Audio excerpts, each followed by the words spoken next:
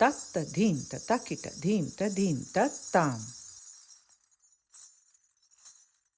One of the most important propositions in archetypal traditions is that nature is sentient, and by that we mean that it is intelligent and its intelligence is of itself. So this means that it is not the same as us imposing our intelligence upon nature, but rather that we experience the particular intelligence of nature when we are able to mirror this. And that mirroring was done through embodied ritual traditions. So I want to share 3 things about the sentience of nature, the sentience of body, and why this is important for us to reconnect with this sentience so that we can live more harmoniously in nature. So the first point is the sentience of nature. Normally we impose our mental intelligence upon nature. We live life mostly through the lenses of the mind, by which I mean verbalizing, language, the ability to clarify and define, the ability of duality, to say something is good, something is evil, or black or white, or right or wrong. And this is a very useful intelligence. But there is a really beautiful saying in the tradition that I come from, which is Indian philosophy, which says that 3/4 of the word is hidden in the cave. And what that means is whatever we bring to the mind, that is only a quarter of the actual experience of reality. And 3/4 of that experience is not available as word. And this sentience of nature is of that 3/4 of intelligence. So when we apply our lenses and we look at cause and effect, it might be useful, but that usefulness is quite limited.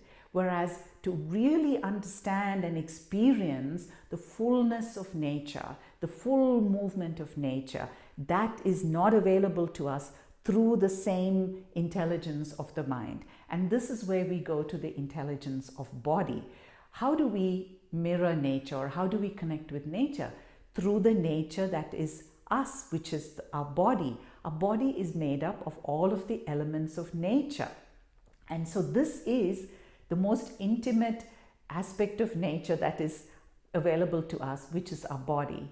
And our body has the same kind of sentience as nature has, which is that sentience of multidimensionality, not duality, which means many things can happen at the same time. It is a sentience which is about movement. Everything in nature moves, and the body, his intelligence, is also about movement, of sensation, and also about being expressive. Because when some things move, there is expression, there is something that is offered through that movement.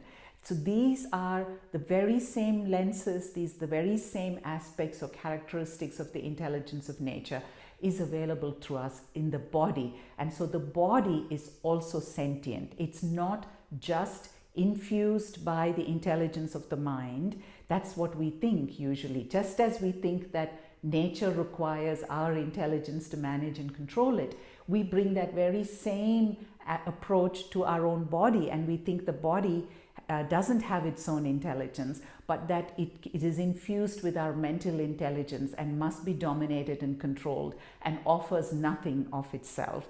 And that is far from the truth. Now, the third point is, why is it important to reconnect with this sentience of nature through the sentience of the body? Because, just as the saying said, if we only go through the mind, and if we think that the lenses of the mind, which is linearity, verbalization, duality, that's the only relevant approaches to reality, we are in fact completely unconnected or disconnected from the 3/4 which is in the cave. And indeed, when we are able to connect the two is when the experience of reality is aligned and harmonious. So it doesn't matter whether we ignore the cave or not, but it still exists.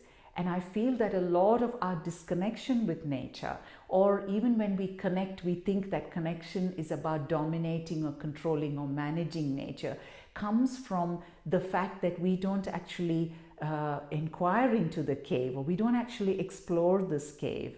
And many archetypal traditions, if not all of them, were about this inquiry into the cave of the sentience of body and nature. And through that, through their expressions, which is the ritual, ceremonial, dance and other traditions, it is about allowing us to be in the movement of nature, not to be outside as an observer managing it or controlling it, but to actually be within that movement, within the expression of nature. Just as the trees and the plants are expressions of nature, our life, our bodies and our expressions also fall within that expression of nature. And through that, we are coming into this beautiful teaching relationship, because nature constantly teaches us, and we experience that teaching when we connect with that sentience of nature.